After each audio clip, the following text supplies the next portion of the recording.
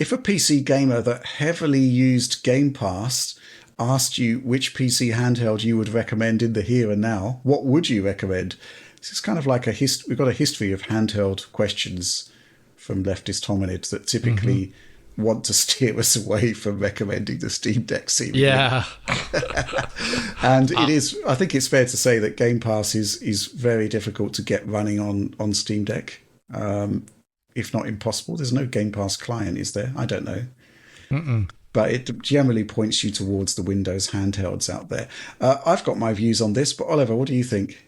I think that for me, and maybe this is a bit biased because this is what I own, but I like the ROG Ally, or the ROG Ally. I don't know what the correct, I know the correct terminology is ROG. I'm just going to say ROG. I think the ROG Ally X might be a better choice, just judging from the way that the ergonomics look on that device and the battery life. It certainly seems like a superior device to me. I haven't used the other Windows devices myself, but I do know that the interface for Armoury Crate is pretty good. Has good support from Asus from what I've seen so far. The overall build and specs are very solid, and I think it's the only device with a VRR screen. I think that's correct. Yes, I think you're right. And that is very important, I think, especially when you're dealing with issues that are just related to having to kind of balance that load without dynamic res in PC titles, especially with such a low power chipset. I think VRR is a great solution to that problem. Obviously, you can cap the frame rate at a low level, but that's often not the best choice. That's often not the best solution. So I think having a VRR screen is really important for that, especially when you're dealing with like 1080p with a 7840U, or in that device, I suppose they brand it as a Z1 Extreme, but it's just not an ideal situation without it. The MSI Claw is sort of trash, from what I understand. That's not so good. And then there are a lot of other 7840U and 8840U devices that you can look at, the 1X players, the Aya devices, all kinds of different things. They all have their plus and minus points, but I think the Ally is probably the canonical Windows handheld at this point, and probably for good reason.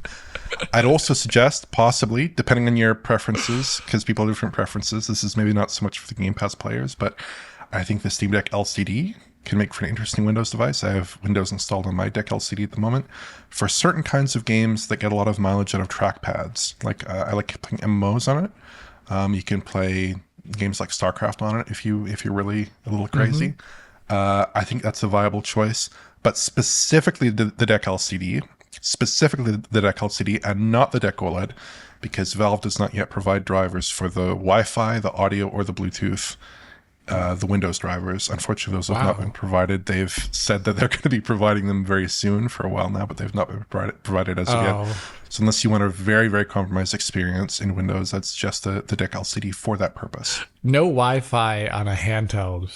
That's just nuts. Yeah, not advisable, I would say. Not advisable. It's not great, is it? I think the thing that kind of throws me on this question is in the here and now, because the ROG Ally X isn't out. Yeah. But, I have got one. It's still over there. It's going back shortly in favour of a production unit. But, what do I like about the ROG Ally? It's got the VRR screen, and what can I say? It's so difficult to get games running consistently at 30 FPS or whatever your screen multiples are. And therefore, that VRR screen is worth its weight in gold. The problem I have with the ROG Ally is the battery is just not there, but that's addressed in the ROG Ally X, and you get double the battery capacity. So not in the here and now, but the ROG Ally X I think is going to be the device to have for that. I don't really know what else to say. Again, not in the here and now, but I'm willing to bet that Microsoft's handheld device, whatever form it's going to take, is probably going to be really good as well. Yeah. I think they just can't afford to fumble that.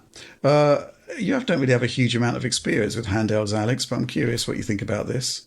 Well, if it was Windows, as this question is forcing us to go, then I would also go with the ROG Ally X, just because I do think all the there are different features that you guys have all collectively mentioned. I feel like they're very important. It's the one, like I always feel like with the OLED, it's like the one missing thing is the VRR. And I feel like it's just such a shame, because it is, locking a frame rate is important to me. I think even with VRR, I am locking frame rates, but I'm just not worrying then about the minute drops below the VSync threshold. Yeah. Presuming they're not hitches or stutters. So I think that's the one thing that is missing. It also allows for great versatility without you having to use the VSync adjustment on OLEDs for like if you're using emulation. Not all games in emulation run at 60 hertz, 90 hertz or whatever. Some of them run at oddball refreshes, especially if you're using like MAME or something like that. So, or even DOS emulation. I think it's just a great thing to have as a toolbox thing. So ROG Ally X upon its release.